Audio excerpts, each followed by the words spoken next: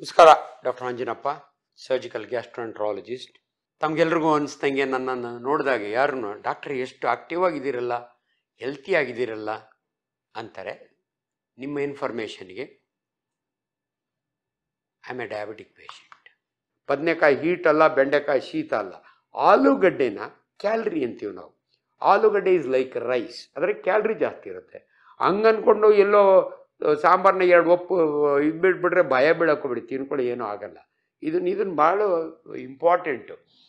ಮಧ್ಯಾಹ್ನ ಊಟ ಮಾಡಿ ಅಗೈನ್ ಸೇಮ್ ಕ್ಯಾಲ್ರಿ ಮ್ಯಾನೇಜ್ಮೆಂಟ್ ಅಂತೀವಿ. ನೀವು ಡಯಾಬಿಟಿಸ್ನವ್ರು ಕೊಡ್ತಾರೆ ಲಿಸ್ಟ್, ಅದು ಏನಾಗ್ಬಿಡುತ್ತೆ ಅಂದರೆ ಅನ್ಫಾರ್ಚುನೇಟ್ಲಿ ನಿಮಗೆ ಅಯ್ಯೋ ಹಿಂಗೆ ಒಂದು ಕಟೋರಿ ಆಫ್ ರೈಸು, ಒಂದು ಇದು ಕನ್ಫ್ಯೂಷನ್ ಆಗುತ್ತೆ. ನೀವು ತಿನ್ನೋ ಆಹಾರದಲ್ಲಿ ಲೆಸ್ ಕ್ಯಾಲ್ರಿ ಇರೋ ಫುಡ್, ಅಂದರೆ ಕ್ಯಾಲ್ರಿ ಕಡಿಮೆ ಇರಬೇಕು. ಸಕ್ಕರೆ, ಬೆಲ್ಲ, ಜೇನುತುಪ್ಪ, ಸ್ವೀಟ್ಸ್ನಲ್ಲಿ ಕ್ಯಾಲ್ರಿ ಜಾಸ್ತಿ ಇರುತ್ತೆ. ಯಾವತ್ತೋ ಒಂದಿನ ಖುಷಿಯಿಂದ ತಿಂದರೆ ತಿನ್ನಿ, ಅದರ್ವೈಸ್ ಇಲ್ಲ. ಸೊ ತುಂಬ ಹೆವಿ ಮೀಲ್ಸ್ ಅಲ್ಲ. ಬೀಗ್ರೂಟಕ್ಕೆ ಹೋದಾಗ ಒಂದು ಮಣ ಹಾಕಿರ್ತಾರೆ, ಹಂಗೆ ತಿನ್ನಬೇಡಿ ದಯವಿಟ್ಟು. ನೀವು ನಾನ್ ವೆಜಿಟೇರಿಯನ್ ದಿನ ತಿನ್ನ ನಾನು ಬೇಡನಲ್ಲ, 1 piece or 2 piece for your enjoyment. ಇದರೊಳಗೆ ಇದಿಷ್ಟು ಅಂತ ತಿನ್ನಬೇಡಿ. ಆ್ಯಂಡ್ ಇರೋದ್ರೊಳಗೆ ನಾನ್ ವೆಜಿಟೇರಿಯನ್ಸ್ಗೆ ಫಿಶ್ ಈಸ್ ರಿಯಲಿ ಗುಡ್, ಮೊಟ್ಟೆ ಈಸ್ ಗುಡ್. ಹೊಟ್ಟೆ ಒಳಗಿರೋ ಎಲ್ಲೋನೂ ತಿನ್ಬೋದು. ತುಂಬ ಜನ ಎದುರ್ಕೋತಾರೆ, ಹಳದಿ ತಿನ್ನಬಾರ್ದಂತೆ, ಕೊಲೆಸ್ಟ್ರಾಲ್ ಜಾಸ್ತಿ ಆಗುತ್ತೆ. Nothing doing. ಮೊಟ್ಟೆ ತಿನ್ನಂಗಿದ್ರೆ ಪೂರ್ತಿ ಮೊಟ್ಟೆ ತಿನ್ನಿ, ಏನೂ ಆಗಲ್ಲ. ಇಲ್ಲಿ ಇನ್ನೊಂದು ಮಾತು ನಿಮ್ಗೆ ಹೇಳ್ತೀನಿ. ಫಾರ್ಮ್ ಕೋಳಿ ತಿನ್ಬೇಕಾ, ನಾಟಿ ಕೋಳಿ ತಿನ್ಬೇಕಾ?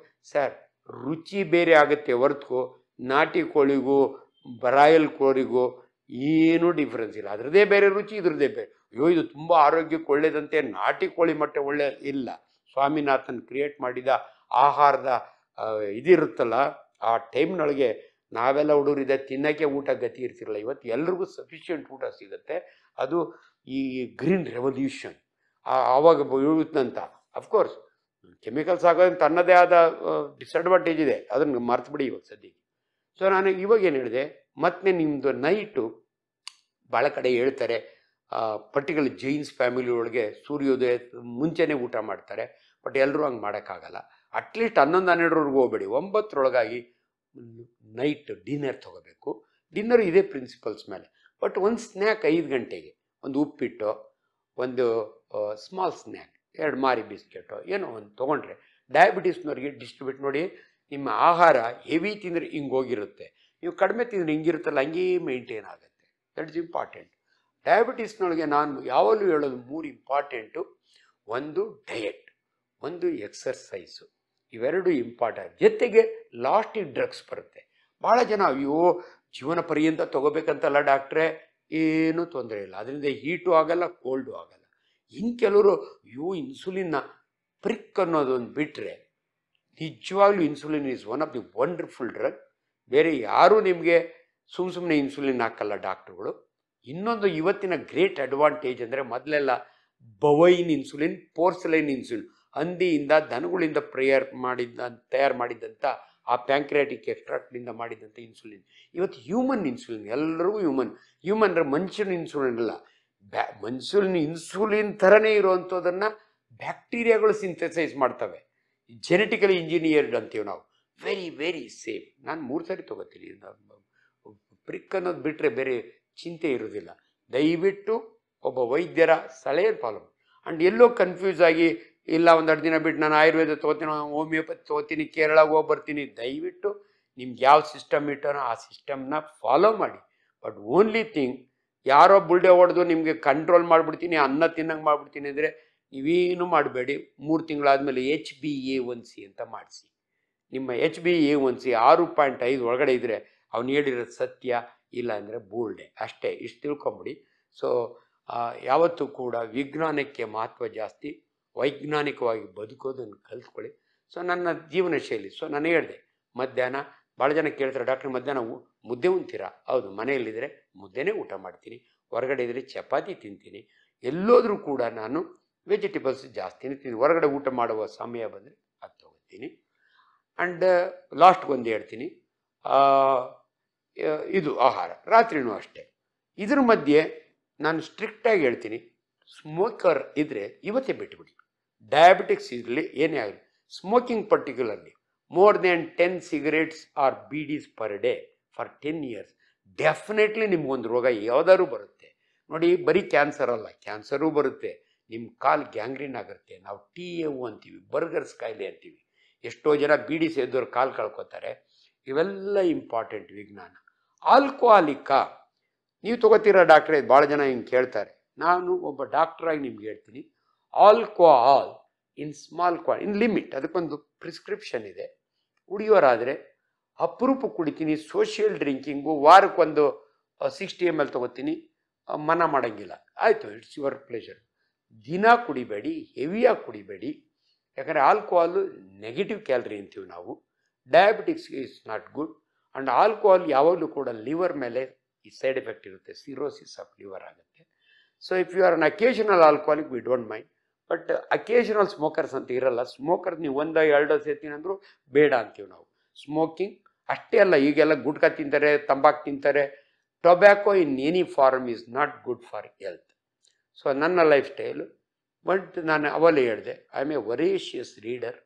ನಾನು ತುಂಬ ಎಂಜಾಯ್ ಮಾಡ್ತೀನಿ ಓದೋದು. ನನಗೆ ನಿದ್ದೆ ಬಂದಾಗ ಅಷ್ಟೇ ಮಲಗ್ತೀನಿ. ಎಷ್ಟೋ ದಿನ ರಾತ್ರಿ 1:30ವರೆಗೂ ಓದ್ಕೋತೀನಿ. ನಿದ್ದೆ ಬಂದರೆ ಇಮಿಡಿಯೇಟ್ಲಿ ಹೋಗಿ ಮಲಗ್ಕೋತೀನಿ. This is personal life. ಕೆಲವೆಲ್ಲ ಓಪನ್ ಆಗಿ ಮಾತಾಡೋಕ್ಕಾಗಲ್ಲ ಅದರ ಪರ್ಸನಲ್ ಲೈಫ್ಸ್ಗಳನ್ನ. ಬಟ್ ಇರೋದ್ರೊಳಗೆ ಆರೋಗ್ಯವಾಗಿ ಹೆಲ್ತಿಯಾಗಿ ಇರೋದನ್ನು ಕಳಿಬೇಕು. ಬಟ್ ನನ್ನ ಹತ್ರ ಭಾಳ ಜನ ಅನ್ಫಾರ್ಚುನೇಟ್ಲಿ ಡಯಾಬಿಟೀಸ್ 10 ವರ್ಷಕ್ಕಿಂತ ಜಾಸ್ತಿ ಇದ್ದರೆ ಸೆಕ್ಷುವಲ್ ಪರ್ಫಾರ್ಮೆನ್ಸ್ ಮೇಲೆ ತುಂಬ ಜನ ಕೇಳ್ತಾರೆ, ಡಾಕ್ಟ್ರೇ ಉದ್ರೇಕ ಆಗೋದಿಲ್ಲ, ಯಾಕಾಗುತ್ತೆ? ನೋಡಿ, ಡಯಾಬಿಟಿಸ್ ಇರೋರಿಗೆ 3 ಕಾಂಪ್ಲಿಕೇಶನ್ ನಾವು ಯಾವಲ್ಲಿ ಹೇಳ್ತೀವಿ. 4 ಟಾರ್ಗೆಟ್ ಆರ್ಗನ್: ನಿಮ್ಮ ಹೃದಯ, ನಿಮ್ಮ ಕಣ್ಣು, ನಿಮ್ಮ ಕಿಡ್ನಿ, ನಿಮ್ಮ ಕಾಲುಗಳು. ತುಂಬ ಜನ ಡಯಾಬಿಟಿಕ್ಸ್ ಕಾಲು ಕಳ್ಕೊಳ್ಳೋದು ಬಿಕಾಸ್ ಆಫ್ ಗ್ಯಾಂಗ್ರೀನ್. ಕಾಲನ್ನು ನಾನು ತುಂಬ ಸಾರಿ ಹೇಳ್ತೀನಿ, ನಿನ್ನ ಮುಖನ ದಿನಕ್ಕೆ ಎಷ್ಟು ಸಾರಿ ಕನ್ನಡಿ ಒಳಗೆ ನೋಡ್ಕೊ, ವಾರಕ್ಕೊಂದು ಸರಿ ಆದರೂ ನಿನ್ನ ಕಾಲನ್ನು ಕನ್ನಡಿಯಲ್ಲಿ ನೋಡ್ಕೊ ಅಂತ ಹೇಳ್ತೀನಿ ನಾನು. ಯಾಕಂದರೆ ಕಾಲಿನೊಳಗೆ ಆಣೆ ಆಗಿರುತ್ತೆ, ಕಾಲಿನಲ್ಲಿ ಗ್ಲಾಸ್ ಚೂರು ಹೋಗಿರುತ್ತೆ, ಎಷ್ಟೋ ಸಾರಿ ಸೆನ್ಸೇಷನ್ ಕಡಿಮೆ ಆಗಿರುತ್ತೆ. ಇದೇ ಸಮಯದಲ್ಲಿ ನೀವು ಎಂಥ ದೈವ ಭಕ್ತರಾದರೂ ಕೂಡ ಅಯ್ಯಪ್ಪ ಸ್ವಾಮಿಗೆ ಹೋಗೋ ಬರೀ ಕಾಲಿನಾಗ ಹೋಗಬೇಡಿ. ದೇವರಿಗೆ ಕೈ ಮುಗಿದು ನಾನು ಡಯಾಬಿಟಿಕ್ ಇದ್ರೆ ನೀವು ಡಯಾಬಿಟಿಕ್ ನಡ್ಕೊಂಡೇ ಹೋಗಬೇಡಿ. ವಾಪಸ್ ಬರೋವಾಗೆ ಮಧುರೈ ಮೀನಾಕ್ಷಿ ಅಂತ ದೊಡ್ಡ ಕೋಯಿಲ್ನೊಳಗೆ ದಯವಿಟ್ಟು ಬರೀ ಕಾಲಿನಲ್ಲಿ ದೇವರಿಗೆ ನಡ್ಕೊಂಡು ಹೋಗಬೇಡಿ. ನೀವು ಬೆಂಗಳೂರಿಗೆ ಬರೋ ಅಷ್ಟೊತ್ತಿಗೆ ನಿಮ್ಮ ಕಾಲಿನ ಬೊಬ್ಬೆ ಬಂದಿರುತ್ತೆ, ನಿಮಗೆ ಗೊತ್ತಾಗಲ್ಲ. ಯಾಕಂದರೆ ಪೆರಿಫರಲ್ ನ್ಯೂರೈಟಿಸ್ ಅಂತೀವಿ. ಎಷ್ಟೋ ಜನಕ್ಕೆ ನಡ್ಕೊಂಡು ಹೋಗೋವಾಗೆ ಚಪ್ಪಲಿ ಬಿದ್ದೋದ್ರೆ ಗೊತ್ತೇ ಆಗಲ್ಲ. ಇದು ಡಯಾಬಿಟಿಸ್ನವ್ರಿಗಿರೋ ಪ್ರಾಬ್ಲಮ್. ಅದಕ್ಕೆ ನಾವು ಹೇಳ್ತೀವಿ, ಮನೆಯಲ್ಲೂ ಚಪ್ಪಲಿ ಹಾಕ್ಕೊಂಡು ಓಡಾಡಪ್ಪ. ಈ ದೇವ್ರಿಗೆ ಕೈ ಮುಗಿದ್ರೆ ಪರವಾಗಿಲ್ಲ, ನೀನು ಚಪ್ಪಲಿ ಶೂ ಕೈ ಮುಗಿ ಅಂತ ಹೇಳ್ತೀನಿ ನಾನು. ಯಾಕೋ ಡಾಕ್ಟ್ರು ಒಂಥರ ಮಾತಾಡ್ತಾರೆ, ಹಂಗೆ ಅನ್ಕೋಬೇಡಿ, ಇದು ವಿಜ್ಞಾನ ಮಾತಾಡ್ತಾ ಇದ್ದೀನಿ ನಾನು.